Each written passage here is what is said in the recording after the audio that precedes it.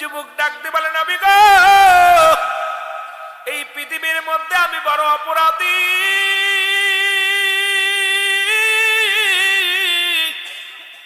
ইয়া রাসূলুল্লাহ, ইয়া হাবিবাল্লাহ, নবী গো, যখন ওই কবরের ভিতরে থেকে কাপড়ের কাপড় নিয়ে উঠলাম, এই আওয়াজটা আমি শুনলাম, নবী গো, এরপরে আমি বাড়ি আসি, গোসল করি, খানা খাই। আল্লাহর কসম করে বলি, ওই দিন থেকে আমি আর ঘুমাইতে পারি না। যখন আমি চোখ দুইটা বন্ধ করি, ওই আওয়াজ শুনতে পাই, যুবক রে, তুমি আমার সামনে অন্যায় করলা, আমার সামনে তুমি জিনা ব্যভিচার করলা, আমি আল্লাহর আদালতে মামলা দিলাম। আমার আল্লাহ যেন কোনদিন তোমারে মাফ করে না। আল্লাহ নবী ডাকতে বলে,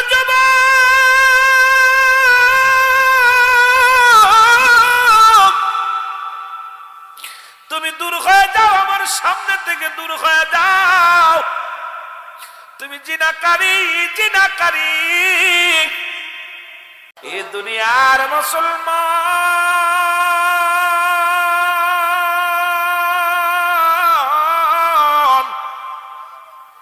এমন দেহ গর্বা, দুনিয়ার সম্পদ খাবে লোকে, তোমার দেহ খাবে পোকে। কিসে খাবে? কিসে খাবে? পোকে খাবে রে মুসলিম। এই দুনিয়ার সম্পদ খেয়ে যাবে লোকে।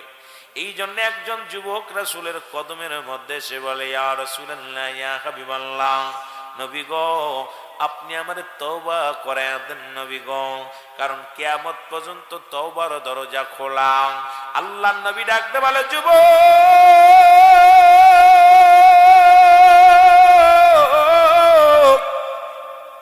তওবা কর, তওবা কর, তওবা করার গুনাহ আল্লাহ মাফ করে গো। যুবক বলে, ইয়া রাসূলুল্লাহ, ইয়া হাবিবাল্লাহ, আমি জীবনে এত বড় অপরাধ করেছি, আমার গুনাহ মাফ হবে না, আমি এত বড় পাপী।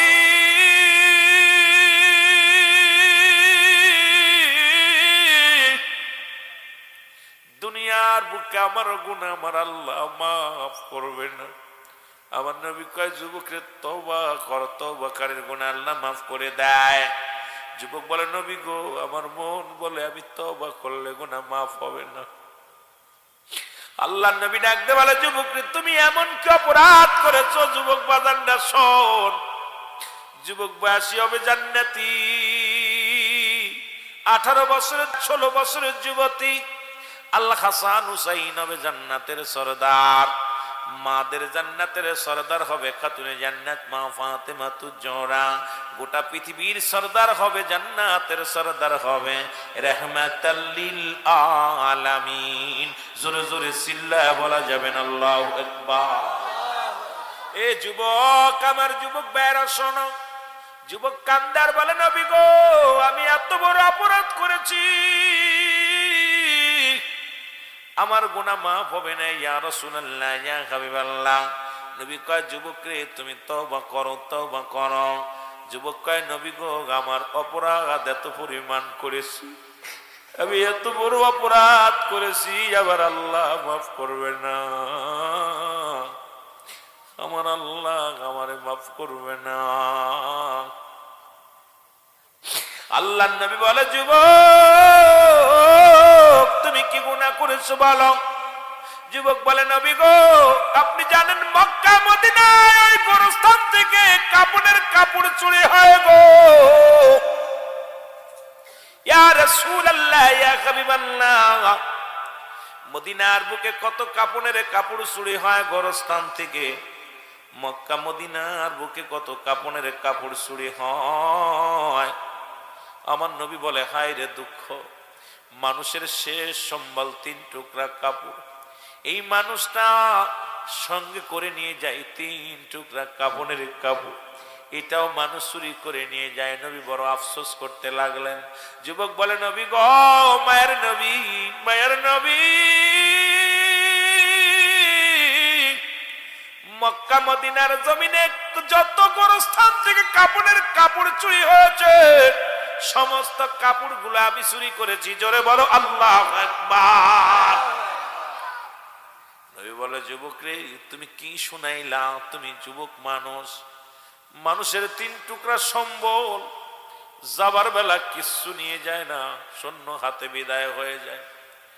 বাদশা সেকেন্দার তাই তো বলেছিল, বাদশাহ ফকির হ্যাঁ সবকো একই ঠিকানা। কত টাকাওয়ালা বাড়িওয়ালার 3.5 হাত কবর, প্রধানমন্ত্রীর 3.5 হাত কবর, এমপির 3.5 হাত কবর, রাষ্ট্রপতির 3.5 হাত কবর, ফকির গোলামেরও 3.5 হাত কবর। তাই তো বাদশা সেকেন্দার আফসোস করে বলেছিল, দুনিয়ার মানুষ শোনো, উজির রে, আমি যেদিন মারা যাব, মারা যাওয়ার পর আমার কাপনের বাইরে আমার হাত দুটি চিৎ করে রাখবা। বাদশা সেকেন্দার ডাকতে বলে, উজির, আমি যেদিন মারা যাব, মারা যাওয়ার পর আমারে গোসল করাবা, আমার কাপন মোড়াইবা, কাপনের মধ্যে যখন শোয়াইবা আমার হাত দুটি কাপনের বাইরে রেখে দিবা। উজির বলে, হুজুর, এটা কি বলতে চান? সারা জীবন প্রজাদের কাছ থেকে আপনি কর আদায় করেছেন, এখন মৃত্যুর পরেও কি আপনি কর চান? দুটি হাত কেন চিৎ করে দিব? বাদশা সেকেন্দার বলে, উজির রে, আমার প্রজাদেরকে বুঝায়া দাও, আমি এত বড় উজায়, এত বড় রাজা, পৃথিবীর ধন সম্পদের অভাব ছিল না রে, টাকার অভাব ছিল না, বাড়ির অভাব ছিল না, নারীর অভাব ছিল না। আমি বাদশা সেকেন্দার সুন্নাতে এসেছিলাম, সুন্নাতে বিদায় নিলাম। আমি বাদশা সেকেন্দার এত টাকার পাহাড়, সম্পদের পাহাড়, বালাখানার পাহাড়, আমি কিছু নিয়ে যেতে পারলাম না, সাথে মাত্র 3 টুকরা সাদা কাপড়, এটা বোঝায় দাও। এই জন্য আমার হাত দুটি তুমি নিশ্চিত করে রাখবা, যাতে দুনিয়ার মানুষ দুনিয়া ছেড়ে দিয়া আমার মাওলার গোলামি করতে পারে, রাজত্ব ছেড়ে দিয়া আল্লাহর প্রেমে পাগল হতে পারে। জোরে জোরে চিল্লায় বলা যাবে না আল্লাহু আকবার। বাদশাহ ফকির হ্যাঁ সবকো একই ঠিকানা। জোরে জোরে চিল্লায় বলা যাবে না আল্লাহু আকবার। মহব্বতের সঙ্গে দুরূদ শরীফ পড়েন আল্লাহুম্মা। জোরে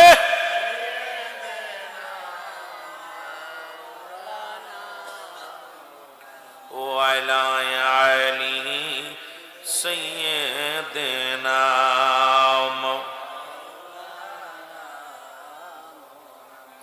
এ দুনিয়ার মুসলমান,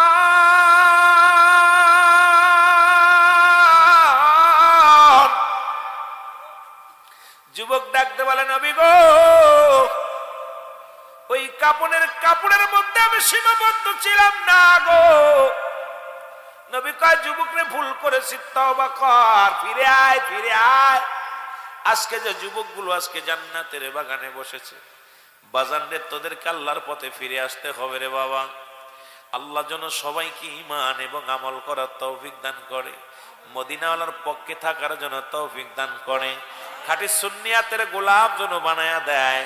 আল্লাহ আল্লাহ রাসূলের প্রেমের দরিয়ার মধ্যে যেন ডুব দেওয়ার তৌফিক দান করে। জোরে বল আল্লাহু আকবার। এ যুবক শুনে নাও, যুবক শুনে নাও, যুবক বয়সে একবার আল্লাহ বলা, বৃদ্ধ বয়সে 1000 বার বলা সমান হবে না। আজকে যত যুবক বন্ধুরা আছো, মরণের মধ্য দিয়ে তোমাদের দিকে একটু আলোচনার দিকে ফিরে যাব। যুবক বলে, নবী গো, অনেক দিন যাবত মক্কা মদিনার বুকে মানুষ মরে না, আমারও কাপনের কাপড় চুরি করতে পারি না, আমারও সংসার ভালো চলে না, আমারও দিন ভালো চলে না। ইয়া রাসূলুল্লাহ, ইয়া হাবিবাল্লাহ, নবী গো, শুনতে পারলাম পাশের গ্রামে এক যুবতী,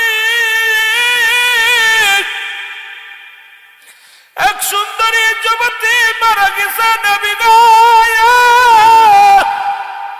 খবর শুনে আমি আসলাম, ওই যুবতীর জানাজায় শরীক হলাম। ওই যুবতীর জানাজার নামাজ শেষ হলো, দাফন করানো হয়ে গেল। ইয়া রাসূলুল্লাহ, ইয়া হাবিবাল্লাহ, সব মানুষগুলো যার যার ঘরে চলে গেল। আমি কাপনের কাপড় চুরি করার জন্য অপেক্ষায় থাকলাম। রাত কখন আসবে, কখন আমি কাপনের কাপড় চুরি করব। রাত কখন আসবে, রাত গভীর হলে আমি কাপনের কাপড় চুরি করব।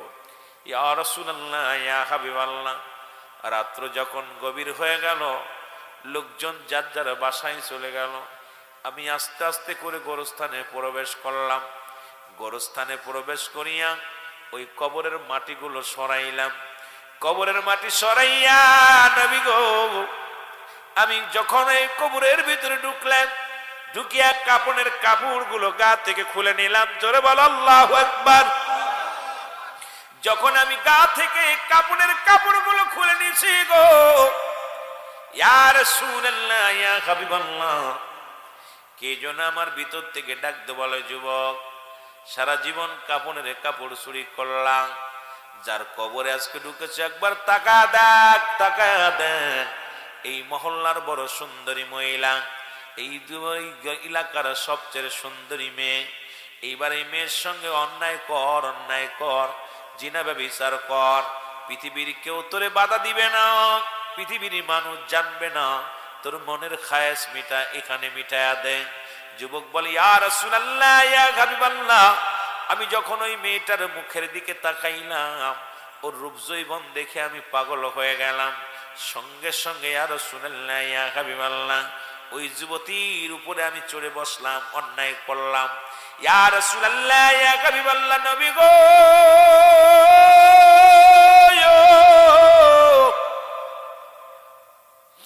এই মেয়েটার সঙ্গে জিনা ব্যভিচার করিয়া যখন কাপড়ের কাপড় নিয়ে যখন কবর থেকে উঠতেছিলাম রে, কে যেন আওয়াজ দে বলে, যুবক, আজকে তুমি আমার সাথে অন্যায় করলা, আজকে তুমি আমার সর্বনাশ করলা, আমি তোমারে বাধা দিতে পারলাম না, আল্লাহর আদালতে মামলা দিয়ে দিলাম। আমার আল্লাহ যেন কোনোদিন তোরে ক্ষমা করে না। আমার মতো অসহায় একদিন হয়ে যাবি, কবরের জগতে চলে আসবি। ও যুবক, আমার মতো একদিন কবরে চলে আসবি। আজকে আমার বাজানেরা, আমার বাবারা, বড় আনন্দ লাগলো আজকের যুবকগুলো দেখিয়া। আজকে যুবকগুলো জান্নাতের বাগানে বসেছে। এই কসবার জমিন ধন্য, এই মহল্লাবাসী ধন্য, কারণ যেখানে বাংলার জমিনে ঢাকা মেডিকেল কলেজ হাসপাতালে জিনা হয়, মর্গে জিনা হয়, বাবারে দুঃখজনক ব্যাপার। যেখানে ঢাকা মেডিকেল, যেখানে চট্টগ্রাম মেডিকেল কলেজ হাসপাতালে, ও আমার বাবারা, আমার ছাত্র ভাইয়েরা, তোমরা যেমন দেশটা স্বাধীন করেছ, আবার ফিরে এই জিনাকারীদেরকে আবার পাকড়াও করতে হবে। যেখানে ঢাকা মেডিকেল কলেজ হাসপাতালে মুসলমান মৃত্যু লাশ যখন নিয়ে যায়, ও যুবক, দিলের কান্ডা লাগা শোন, ছাত্র ভাইয়েরা শোন, এখনো সময় আছে, আমার কথাগুলো কান দিয়ে আসুন। ঢাকা মেডিকেল কলেজ হাসপাতালে মারা যায় গলায় দড়ি নিয়ে, আলামত হলো জিনার। মারা যায় বিষ খায়া, আলামত হলো জিনার। মারা যায় দুর্ঘটনায়, আলামত হলো জিনার। ডক্টররা চিন্তা করে এটা কি আশ্চর্যজনক। সিসি ক্যামেরা লাগানো হলো এবং পাহারাদার লাগানো হলো, দেখা গেল ডোম ধরা পড়ে গেল। ডোমকে যখন রিমান্ডে নিয়ে যখন তাকে জিজ্ঞাসা করা হলো, ডোম বলল, একটা নয়, দুটি নয়, আজ থেকে শত শত নারী, সুন্দরী নারীগুলো যখন আমাদের কাছে কাটার জন্য লাশগুলো আসে, আগে তার সঙ্গে শারীরিক মিলন করেনি। আরে যেখানে বাংলাদেশে 90% মুসলমান, আরে কিসের ওয়াজ, কিসের বক্তা?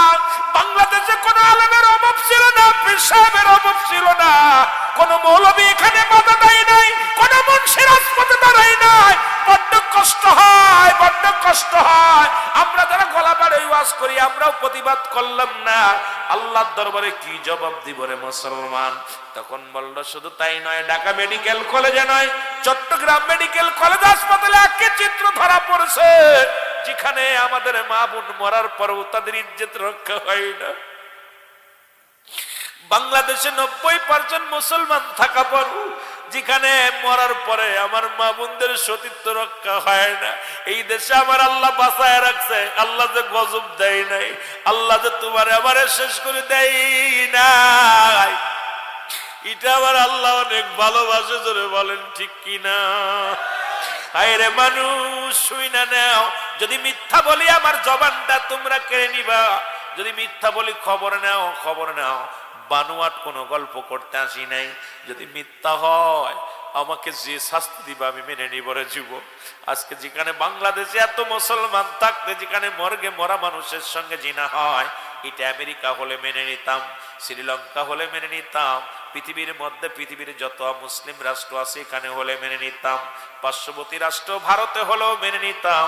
যেখানে বাংলাদেশে একটা মুসলিমের রাষ্ট্র, সেখানে মর্গে জিনা হয়, এটা কেমনে মেনে নিব আমার বুঝি আসে না। জোরে বলো ঠিক কিনা? আর একটু জোরে জোরে চিল্লায় বলা যাবে না আল্লাহু আকবার। আমি নিজের ধিক্কার দিই, আরে কোন দেশে বাস করি, কোন দেশে বাস করে যুবক? এগুলোর প্রতিবাদ কর। চেয়ারের জন্য প্রতিবাদ করিস না, চেয়ার পায়া বন্ধ করিস না মুখ, আসল জায়গা ধর। আমি বলি এখনো সময় আছে, নামাজের জন্য তাগিদ দে যুবকদের, মসজিদগুলো উন্মুক্ত করে দে। এই মিডিয়ার মধ্যে মোবাইলগুলোর মধ্যে যে নেকেট ছবি আছে, মোবাইলগুলো যুবকদের হাত থেকে ছিনিয়ে নে, মেয়েদের হাত থেকে ছিনিয়ে নে, এগুলো দরকার নাই। তোমরাই পারবা, আগামী যুবক আমরা ইচ্ছা করলে যুবকরা পারে সমাজকে পাল্টে দিতে। জোরে বলেন ঠিক কিনা? এগুলোর কাছে খোঁজ নাই, আছে শুধু খালি দুর্নীতি। যেখানে লাভ আছে সেখানে এগুলো আছে। তবে আজকের যুবকগুলো এখানে যারা বসেছে, আমি প্রাণ খুলে দোয়া করি যে আল্লাহ তোদের জন্য কামিয়াব করে। তোরা আজকে যখন এই রাত কামাই করে আমার মতো গোলামের সামনে বসে আছিস, আমি এত বড় জান্নেওয়ালা না, বন্নেওয়ালা না, আমার মতো পাপী মানুষ আকাশের নিচে এই জমিনের উপর আর দ্বিতীয় আছে বলে আমার বিশ্বাস হয় না। বড় অপরাধী আমি, কখন যেন মারা যাই। মাঝে মাঝে আল্লাহ তুমি আমার মৃত্যুটা দিও জান্নাতের ভিতরে, ভাইদের সাথে ওয়াজ করতে করতে যেন মরতে পারি, ওয়াজ করতে করতে যেন মরণ হয়। কারণ দুনিয়ায় কখনই যে কয় বছর বেশি আছে আর বাঁচবো কয়দিন জানি না, সকাল পর্যন্ত বাঁচবো বলে বলতে পারি না। কারণ পরবর্তী সময় আমার আপনার জন্য কি নিয়ামত বয়ে আনতেছে কিচ্ছু কেউ বলতে পারি না।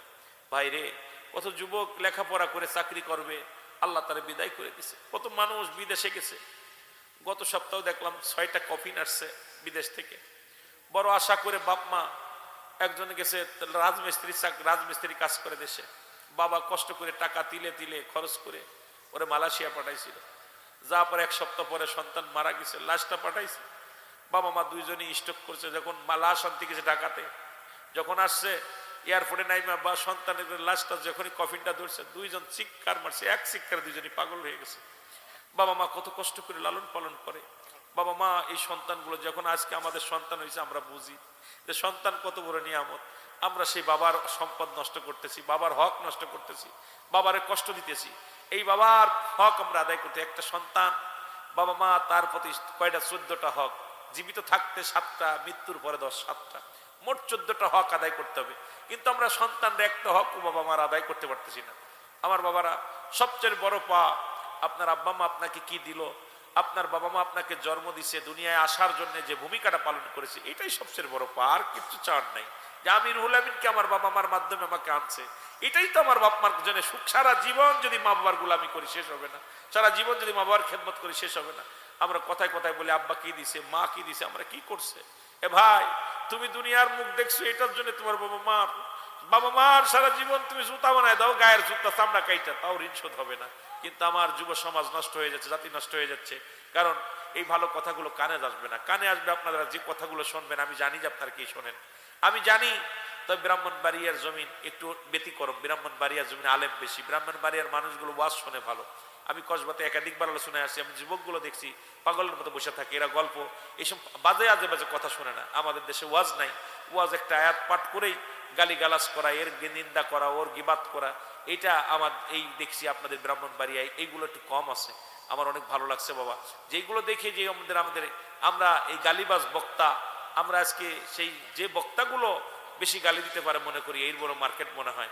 আমরা সবচেয়ে না, আমরা জান্নাতের বাগানের চোখের পানি ফেলার জন্য সবাই জানবেন। আল্লামা কুতুবী রাহমাতুল্লাহ বয়ান করে, বান্দা যখন পাপ করতে করতে আসমান থেকে জমিন পর্যন্ত করে ফেলেছে, বান্দার মনের ভিতরে মরার ভয় ঢুকছে, ভালো করে বুঝেন, বান্দার ভিতরে মরার ভয় ঢুকছে, কবরের ভয় ঢুকছে, জাহান্নামের ভয় ঢুকছে। ওই বান্দারা টাচ করে তওবা করে ফেলেছে, তওবা করে বলে আল্লাহ আমারে তুমি মাফ করে দাও, আমি ফিরে আসছি। আমার আল্লাহ তাআলা ওই বান্দার জীবনের দরিয়া দরিয়া গুনাহ মাফ করে দিবে। জোরে বলা যাবে না সুবহান? আর একটু জোরে বলেন সুবহানাল্লাহ। আমার আল্লাহ পাক বান্দারে কত ভালোবাসে। এই জন্য যত অন্যায় করবেন, অপরাধ করবেন, আল্লাহর দরবারে চোখের পানিটা ছেড়ে দিবেন, টাচ করে ছেড়ে দিবেন। চোখের পানির বড় দাম বাবা।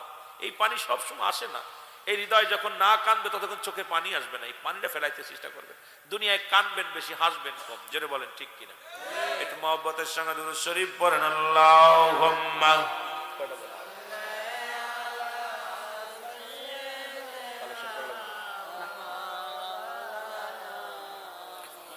ওয়ালা আলি সাইয়্যিদিনা।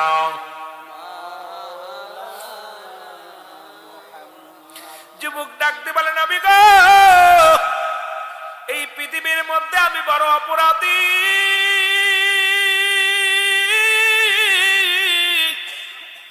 ইয়া রাসূলুল্লাহ, ইয়া হাবিবাল্লাহ, নবী গো, যখন ওই কবরের ভিতরে থেকে কাপড়ের কাপড় নিয়ে উঠলাম, এই আওয়াজটা আমি শুনলাম, নবী গো, এরপরে আমি বাড়ি আসি, গোসল করি, খানা খাই।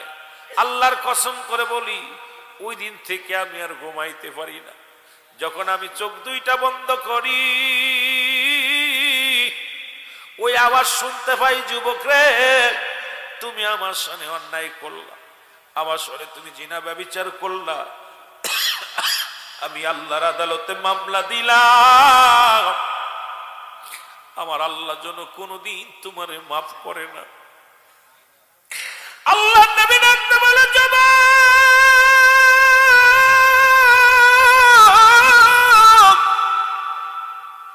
তুমি দূর হয়ে যাও, আমার সামনে থেকে দূর হয়ে যাও।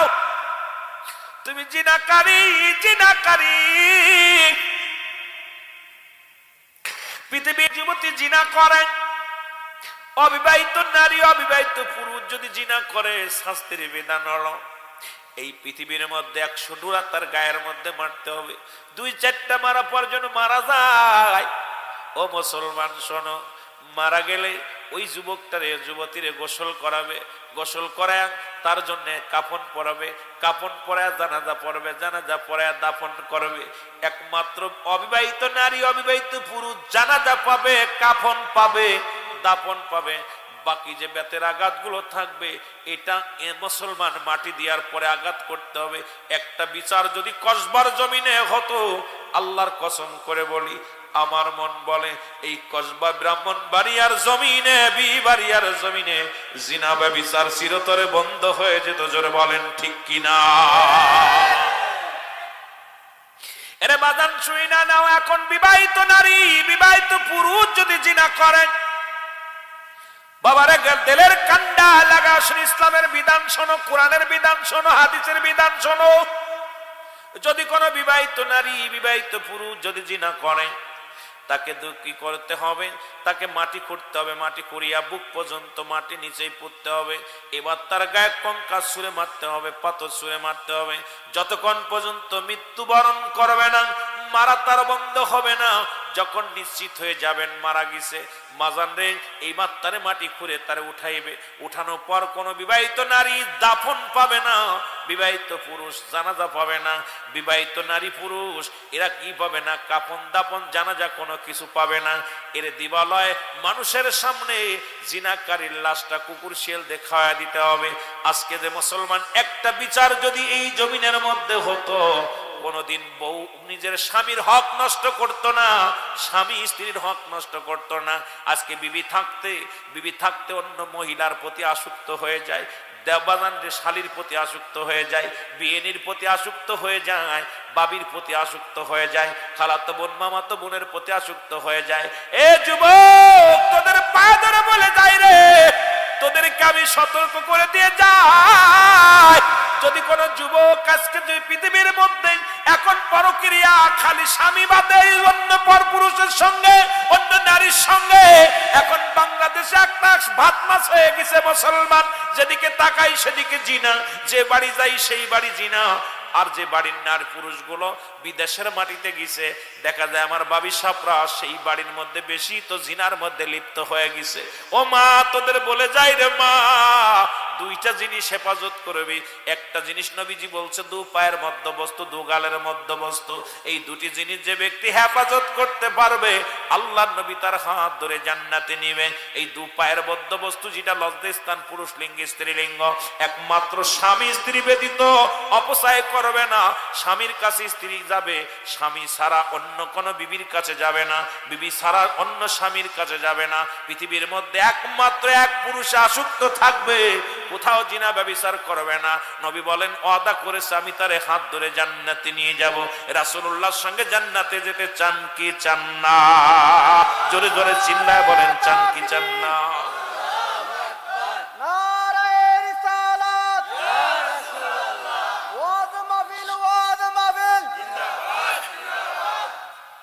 এই ওয়াজ সব বক্তা করবে না। একমাত্র বাংলাদেশে জিনার বিরুদ্ধে, মদের বিরুদ্ধে, সুদের ঘুষের বিরুদ্ধে রুহুল আমিন সিদ্দিকীর আওয়াজ যেভাবে তুলছে, দাওয়াতের আশায় রুহুল আমিন সিদ্দিকী ওয়াজ করে না। কথা বুঝেননি? একটা সব বক্তাগুলোই জবান খুলতে হবে। পরের মহিলার খেদমত নিতে নিতে আমাদের দেশের পীর সাহেবরা, মৌলবীরা যা শুরু করছে, ইমাম সাহেবরা সকালবেলা হচ্ছে নাকশি পড়া, বয়া বয়া বেগানা মহিলার গায়ে দেয় ফু। তোর দোয়া আল্লাহর দরবারে কেমনে কবুল হবে? কারণ বেগানা নারীর চেহারা দেখা হারাম, বেগানা পুরুষের চেহারা দেখা হারাম। যাদের সঙ্গে বিয়ে করা হারাম, দেখা দেয়া জায়েজ, যাদের সঙ্গে বিয়ে করা হার জায়েজ, তাদের সঙ্গে দেখা করা হারাম। যেটা বলেন ঠিক কিনা? এই ওয়াজগুলো বর্তমান নাই। এই ওয়াজ যদি করি, বাংলাদেশ অধিকাংশ হুজুররা চাকরি করতে পারবে না। মাদ্রাসায় চাকরি, কলেজে চাকরি, আবার কইলে কবেন হুজুর মনে আমাদের বিরুদ্ধে লাগলো না। বেগানা মহিলা নিয়ে অফিসে বইয়া চা খাবা আর আয়া বড় বড় কথা কবা, ওটা কি তোমার বউ লাগেনি? কথা কইতেন, কথা কয় না কেন? সমাজ জাতি নষ্ট। এই কথাগুলো যেই আমরা বলি, এরে আমার সুন্নি ভাইদেরকে, সুন্নি আলেমদেরকে বলি, জবান খোলো, বসে থাকার সময় নাই। সুন্নিয়াত কোনো ভণ্ডামি নয়, সুন্নিয়াত কোনো একদম বাবার বাড়ি মোয়া নাই।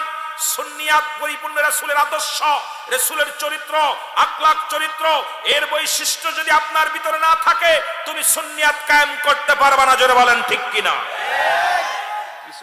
কিছু মানবা না, কবা সুন্নি,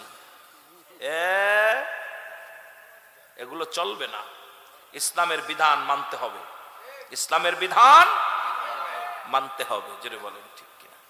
একটু মহব্বতের সঙ্গে দুরূদ শরীফ পড়েন, আল্লাহুম্মা।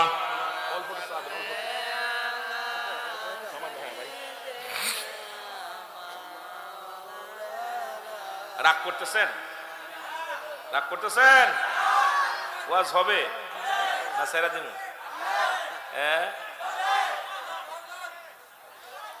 আমার কালো ময়না রে,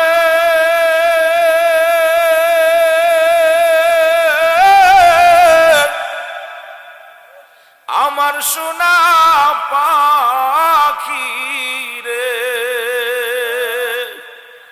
একদিন তো যাইবের পাখি উড়িয়া, বলো একদিন তো যাইবের পাখি উড়িয়া। আহা, ওইলো শেষ ঠিকানা। যেটা বলে ঠিক কিনা? আল্লাহর কসম, আমি তিনটা জিনিস মানুষের কাছে দাবি করতাম।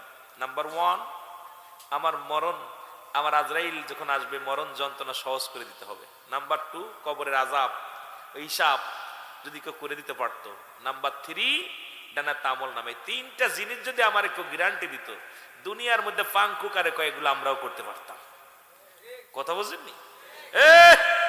কথা যদিও কালো হইতাম, যুবক তো আছি, যুবক এখনো, কিন্তু তিনটা জিনিস ভয় করে। যখনই মরণের চিন্তা করি, দেহি চিন্তা করি, এত আজরাইল ছাড়বে না। যতই বাটপারি করি, আজরাইলের কাছ থেকে এই বাটপারি করা যাবে না। যদি বলো ঠিক কিনা?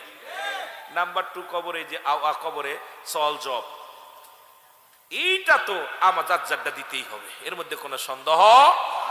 ডানাতে আমল নামা যদি না আসে, বামাতে আসে, খবর আছে। জোরে বলেন ঠিক কিনা? এর আমার কালো ময়না রে, আমার সোনা পাখি রে, ওরে একদিন তো যাইবের পাখি উড়িয়া, বলো একদিন তো যা।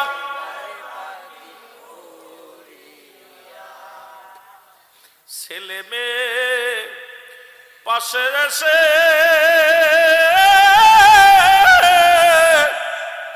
কাঁদিবে পাগলের বেশে, চোখের পানি ফেলবে তারা কান্দিয়া, চোখের পানি ফেলবে তারা বসিয়া, বলো আমার কালো মাইনারে, আমার সোনা পাখি রে, একদিন তো যাইবের পাখি, একদিন তো যাইবের পাখি। বড়র পাতা গরম জালে শুয়াইয়া মশারির তলে, আপনার গরম বড়র পাতা গরম জালে শুয়াইয়া মশারির তলে, গোসল করাইবে সবাই হাসিয়া, আর গোসল করাইবে তোমায় হাসিয়া, বলো আমার মন পাখি রে, আমার সোনা পাখি রে, একদিন তো যাবের পাখি উড়িয়া, বলো একদিন তো।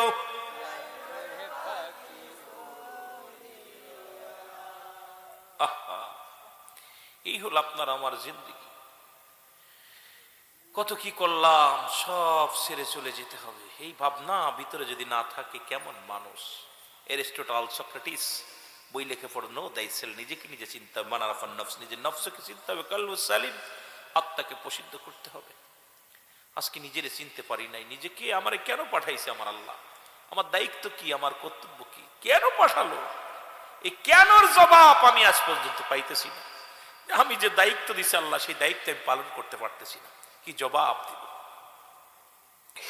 এ দুনিয়ার মুসলমান গভীর মনোযোগ, আল্লাহর নবী ডাকতে বলে, যুবক, যুবক রে, তুমি দূর হয়ে যাও, আমার কদম থেকে দূর হয়ে যাও। মনে আছে? যুবক, তুমি জিনা করেছো, তুমি দূর হয়ে যাও। যুবক, যুবক বলে, নবী গো, আপনার কদম থেকে যদি দূরে সরায়া দেন, কোথায় যাব ইয়া রাসূলুল্লাহ, ইয়া হাবিবাল্লাহ। নবী গো, এই পৃথিবীর মধ্যে আপনার কদম ছাড়া যদি কোনো ব্যক্তি হয়ে যায়, তার কপালে জান্নাত নাই। নবী গো, আমি গুনাহগার, আমি পাপী, নবী গো, আপনার কদম থেকে বিতাড়িত করেন না। আমার নবী কয়, যুবক রে, তুমি দূর হয়ে যাও, তুমি দূর হয়ে যাও, জোরে বলো আল্লাহু আকবার, তুমি দূর হয়ে যাও। যুবক কাঁদতে কাঁদতে বিদায় হয়ে গেছে। একটা দুটা দিন নয়, 40টা দিন পার হয়ে গেছে। কয়দিন? জোরে বলেন, কয়দিন? 40টা দিন পার হয়ে গেছে। যুবক কোনো ভাত খায় না, কোনো পানি খায় না, গাছের লতা পাতা খায়। কাঁদতে কাঁদতে চোখের পানিগুলো অজার নয়নে ফেলাইলেন। আমার বাবারা, আদম নবী যেমন কেঁদেছিল, একদিন নয়, দুদিন নয়, মুসলমান শোনো, আদম আলাইহিস সালাম কেঁদে কেঁদে চোখের পানিগুলো ফেলাইছিল আর বলতেছে, রব্বানা যালামনা আনফুসানা ওয়া ইল্লাম তাগফির লানা ওয়া তারহামনা লানাকুনান্না মিনাল খাসিরিন। জোরে জোরে চিল্লায় বলো আল্লাহু আকবার। আদম নবী ডাকতে বলে, আমার মালিক,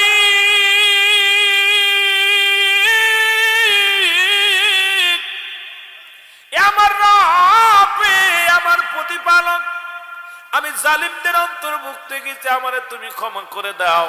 আদম নবী কান্দে, আল্লাহ তুমি আমি জালিমদের অন্তর্ভুক্ত, আমারে তুমি ক্ষমা করে দাও। এখন আদম নবীরে যদি কোনো ব্যক্তি জালিম বলে, তার ঈমান যাবে না, থাকবে। 350 বছর কেঁদে কেঁদে মাপ পাইলেন আখিরি নবীর মহব্বতে। 350 বছর কেঁদে কেঁদে ক্ষমা পাইলেন রাহমাতুল লিল আলামিনের ওসিলাতে। জোরে জোরে চিল্লা বলা যাবে না মারহাবা। ওরে ইউনূস আলাইহিস সালাম কান্দে আর আল্লাহ তুমি আমারে মাফ করে দাও, আমি জালিমদের অন্তর্ভুক্ত হয়ে গেছি।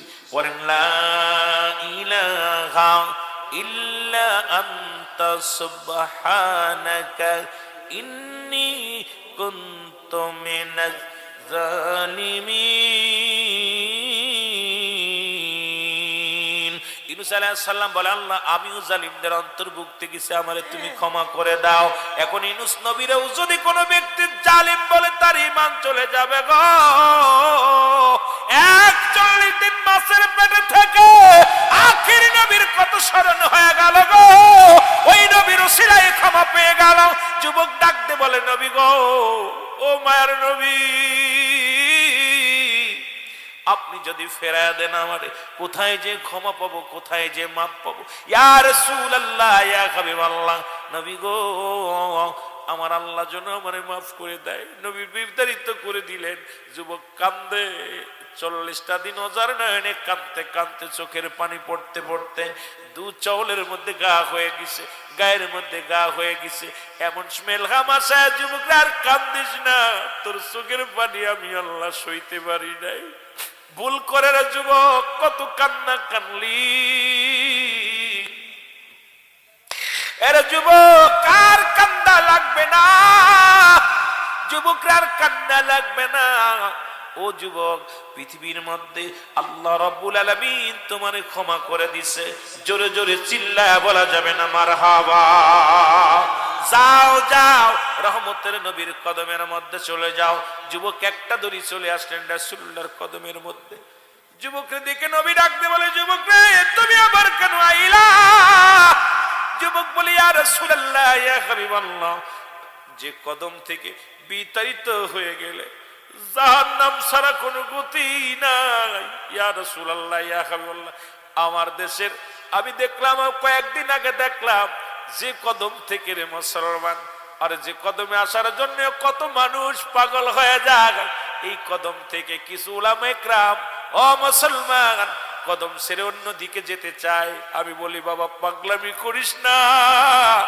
রাসূলের প্রেম ছাড়া, রাসূলের মহব্বত ছাড়া আল্লাহকে পাওয়া সম্ভব হবে না। জোরে বলেন ঠিক কিনা? নবী প্রেমরিদের সদা জলে যার মনবে দনা যত না জুরাইবে। নবী পদবিনে বাবসাবি মিশে। জোরে বলো মারহাবা। এ দুনিয়ার মুসলমান যুবক বলে, নবী গো আমার আপনি তওবা করে দেন। জিবরিল আমিন এসে বলি, ইয়া রাসূলুল্লাহ, যুবকরা বিতাড়িত করবেন না। যুবক কাঁদতে কাঁদতে আমার মাওলার দরবারে বড্ড পাগল হয়ে গেছে। আমার আল্লাহ তারে মাফ করে দিছে, আপনি তারে তওবা করে দেন। আমার নবীজি তওবা করে দিলেন, এই দুনিয়ার মধ্যে মাফ পেয়ে গেলেন। ও মুসলমান শোনো শোনো, আমরা যারা ভুল করেছি, ওই যে বললাম আল্লামা কুতুবী রাহমাতুল্লাহ বয়ান করে, বান্দা যখন জাহান্নাম জান্নাত জাহান্নামের ভয় অন্তর ভিতরে ঢুকে যায়, কবরের ভয় যখন অন্তর ভিতরে ঢুকে যায়, বান্দা যখন জান্নাতের বাগান ধরে আঁকড়ে খাস তওবা করে, আমার আল্লাহ তাআলা বান্দার দরিয়া দরিয়া গুনাহগুলো মাফ করে দেয়। জোরে বলা যাবে না সুবহানাল্লাহ? আর একটু জোরে জোরে চিল্লায়া বলা যাবে না সুবহানাল্লাহ? একটু মহব্বতের সঙ্গে দুরূদ শরীফ পড়ুন। আল্লাহুম্মা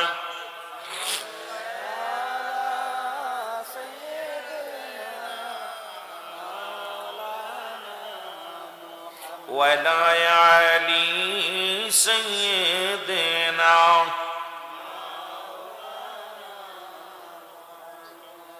আমার ভাইরা, এই জন্য গুনার থেকে বাঁচার জন্য পথ হলো তওবা। কিয়ামত পর্যন্ত তওবার দরজা খোলা থাকবে। জোরে বলে সুবহানাল্লাহ বলেন, আর একটু জোরে বলেন। বাজানদের শেষ করে দিবে, একটা বাঁচতে চলল। নাম্বার 1 মরণ, নাম্বার 2 হলো কবর। কবর বলতে বুঝায়, কবর বলতে বুঝায় আমরা মনে করি বাড়ির আশেপাশে 3.5 হাত গর্ত করা, গাছতলা আমতলা যে কবর দেয় এটাকে কবর বলা হয় না রে বাজান, না। কবর বলতে বোঝায় মানুষের করে কিয়ামত পর্যন্ত জগৎটাকে কবর জগৎ বলা হয়। আমার আল্লাহ বানাইতে সময় লাগবে না, তোর মতো আমার মতো বডি খানা রে বাবা। এখন আমার মুসলমান যে কত মানুষ পানিতে পুড়ে মারা গেল, তাদের কবর কোথায়? আগুনে পুড়ে মারা গেল, তাদের কবর কোথায়? হাঙ্গর কুমিরে খাইল, তাদের কবর কোথায়? কবর বলতে বোঝায় মানুষের মৃত্যুর পর থেকে শুরু করে কিয়ামত পর্যন্ত জগৎটাকে কবরের জগৎ বলা হয়। সুতরাং মুসলমান ওই কবরে আযাব হয়। বিশ্বাস যদি না হয় সকালবেলা একটা গরু আনবেন, গরু আনিয়ে আপনার বাবার কবরের পাশে বাঁধবেন, বাঁধিয়া সুন্দর খাবার দিবেন, খাবার দিয়া রশি দিয়ে বেঁধে রাখবেন, আর আড়ালে দাঁড়ায় দেখবেন ওই গরুটা ছুটাছুটি করবে, চোখ দিয়া পানি ছাড়বে, টালুমালু তাকাবে, রশি ছিঁড়াছিঁড়ি করার জন্য পাগল হয়ে যাবে। একমাত্র কবরে আযাব মানব এবং দানব বুঝতে পারে না, পৃথিবীর সবাই বুঝতে পারে কবরের আযাব। ওই কবরে আযাব হয়। আমি আপনাদেরকে অনুরোধ করে যাব, নিজের বাবা মায়ের কবরটা পরীক্ষা করে দেখবেন একবার, ওই কবরে কেমন হালাতে আছে। যে দেশে গেলে বিচার হয়, যে দেশে গেলে হিসাব হয়, ওই সন্তানগুলো আমাদের প্রতি বাবা মায়ের 7টা হক। এই 7টা হকের 1 নাম্বার হলো তাদের জন্য মাগফিরাত কামনা করা, 2 নাম্বার তাদের জন্য সবরেসানি করা। আজকে একটা সুযোগ আসলো সবরেসানি করার জন্য। 7 নাম্বার হলো সময় মতো সময় করে বাবা মার কবরটা জিয়ারত করা। এই দুনিয়ার মধ্যে বাবা মা চলে গেছে, আমরা তাদের জিয়ারত করতে চাই কি চাই না? জোরে বলেন, চাই কি চাই না? আমার আল্লাহ শিখায়া দিছেন, আমার নবী বলতেছিলেন, সাহাবীরা রে, ও আমার সাহাবীরা শোনো, তোমাদেরকে একটা ভালো, আজকে একটা ভালো আমল শিক্ষা দিব। সাহাবীরা বলে, ইয়া রাসূলুল্লাহ, ইয়া হাবিবাল্লাহ, আমলটা কি? বলে, জিবরিল আমিন আমাকে বলছে, পৃথিবীর মধ্যে যাদের পিতামাতা জিন্দা, বাড়িতে সালাম দিবা, আসসালামু আলাইকুম মা, আসসালামু আলাইকুম বাবা, তার আমল নামায় একটা কবুল হজরের সওয়াব হয়ে যাবে। আল্লাহর নবী যখন ওয়াজ করলেন, সাহাবীরা কাঁদে, নবী গো, এই দুনিয়ার মধ্যে আমাদের বাবা নাই, মা নাই।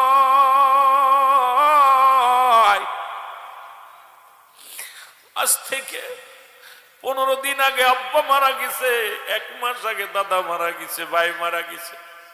নবীর সাহাবীরা কাঁদে, ইয়া রাসূলুল্লাহ, ইয়া হাবিবাল্লাহ, এই আমলটা যদি আগে পাইতাম কত না উপকৃত হইতাম, আমরা এত নেকি থেকে বঞ্চিত হয়ে গেলাম।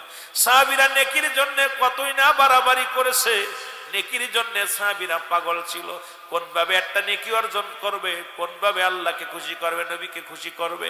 আর আমরা এখন দুনিয়ায় সম্পদ কোন ভাবে করব, এই চিন্তা। নামাজ চলে যায় যাক, আগে দরকার গরু ছাগল পালন করা। নামাজ চলে যায় যাক, আগে দরকার বাজার ঘাট করা।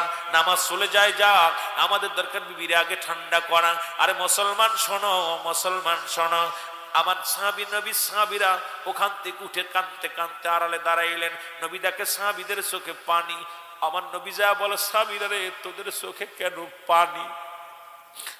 নবী বলে, সাহাবীরা রে, তোদের চোখে কেন পানি? সাহাবীরা বলে, ইয়া রাসূলুল্লাহ, ইয়া হাবিবাল্লাহ, আজকে দুনিয়ার মধ্যে আমাদের বাবা নাই, মা নাই, এত বড় একটা নিয়ামতের খবর পাইলাম। আজকে যদি বাবা থাকতো, মা থাকতো, কত নেকির কাজ হতো। আমার নবী কয়, সাহাবীরা রে, তোরাই শুধু এতিম, আমি নবীর মা নাই, আমি নবী এতিম, আমি নবী 6 মাস যখন বয়স বের করবে, বাবা দুনিয়া থেকে বিদায়। 6 বছর যখন বয়স, আমার বাবা দুনিয়া থেকে বিদায়। 6 বছরের 6 মাস যখন বয়স, দাদা আবু আব্দুল মুত্তালিব বিদায়। এই পৃথিবীর মধ্যে আমার মতো এতিম কেউ নাই। আমার আল্লাহ ডাক দে, কয়, জিবরিল রে, তাড়াতাড়ি যা আমার বন্ধুরে জানায়, আমার বন্ধুর সাহাবীর বাবা নাই, মা নাই, আমার নবীর বাবা নাই, মা নাই, তাড়াতাড়ি যা আমার হাবিবে জানায়া দিয়ায়। এই দোয়াটা শিখা দে, রব্বির হামহুমা কামা রব্বায়ানি সগীরা। বলেন, রব্বির আরহামহুমা কামা রব্বায়ানি সগীরা। জোরে জোরে চিল্লায়া বলা যাবে না আল্লাহু আকবার। আল্লাহ ডাকতে বলে হাবিব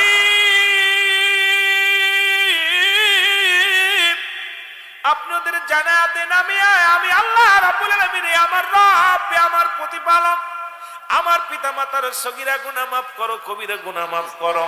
এমন সন্তান রেখে গেছি আব্বা মার জন্য দোয়া করার সুযোগ হয় নাই। আজকে একটা বিশাল মাহফিল জান্নাতের বাগানে বসে, এই গোরস্থান নয়, অল বাংলাদেশের সমস্ত গোরস্থানবাসীদের জন্য দোয়ার একটা সুযোগ আছে। আমরা দোয়া করতে চাই কি চাই না? জোরে বলেন, চাই কি চাই না? যারা আব্বা মার জন্য দোয়া করতে চান একটু হাত দুখানে তুলে দেখান, আমার সাথে পড়েন রব্বির রহমহুমা কামা রব্বায়ানি সগীরা। জোরে জোরে চিল্লা বলা যাবে না মারহাবা। এসেছেন যত নবী সকলের ইমাম, সালাম তোমায় গো নবী, হাজারো সালাম নবী।